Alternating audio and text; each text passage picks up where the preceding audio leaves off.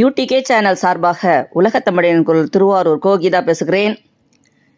என்னுடைய நண்பர்கள்லாம் ஃபோன் பண்ணி என்ன சொன்னாங்கன்னா, மேடம் நீங்கள் வெறும் தல வரலாறு மட்டும் சொல்கிறீங்க, அந்த கோவிலுக்கு எப்படி போகணும், எவ்வளவு செலவாகும், அந்த வழிபாட்டு முறைகள்லாம் என்ன, எல்லாத்தையும் நீங்கள் சேர்த்து சொன்னீங்கன்னா நாங்கள் அந்த கோவிலை போய் பார்க்குறதுக்கு வசதியாக இருக்கும் அப்படின்னு சொன்னாங்க.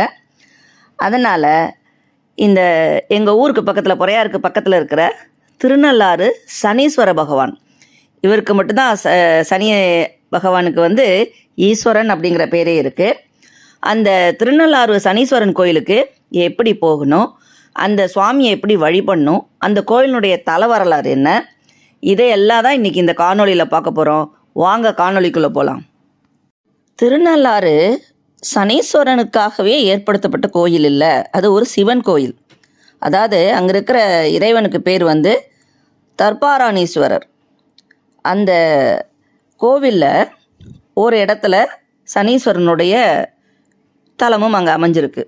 இந்த கோவில் எங்கே இருக்குன்னா, பாண்டிச்சேரி ஸ்டேட்டில் காரைக்கால்லேருந்து ஒரு 6.5 கிலோமீட்டர் தூரத்தில் இருக்குது.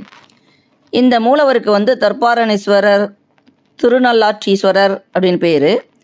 அங்கே இருக்கிற தாயார் புரணாயேஸ்வரி, பிரணாம்பிகை, போகமார்த்த பூன்முலையால், இந்த மாதிரிலாம் இருக்குது.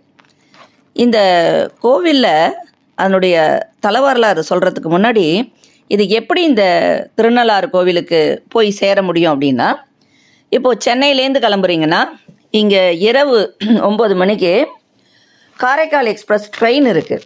பஸ்ஸும் நிறைய பஸ்ஸஸ் இருக்குது காரைக்காலுக்கு.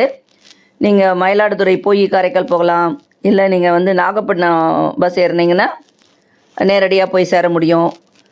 இப்போ ட்ரெயின் தான் உங்களுக்கு ரொம்ப கம்ஃபர்டபுளாக இருக்கும். ஒரு 235 ரூபா தான் டிக்கெட்டு ஸ்லீப்பருக்கே. ஏறி படுத்திங்கன்னா காலையில் போய் நீங்கள் சேர்ந்துருவீங்க காரைக்கால் ரயில்வே ஸ்டேஷனில். காரைக்கால் ரயில்வே ஸ்டேஷன் கொஞ்சம் தூரம் வந்தீங்கன்னா அந்த மெயின் ரோடு, பைபாஸ் ரோடு வந்துடும்.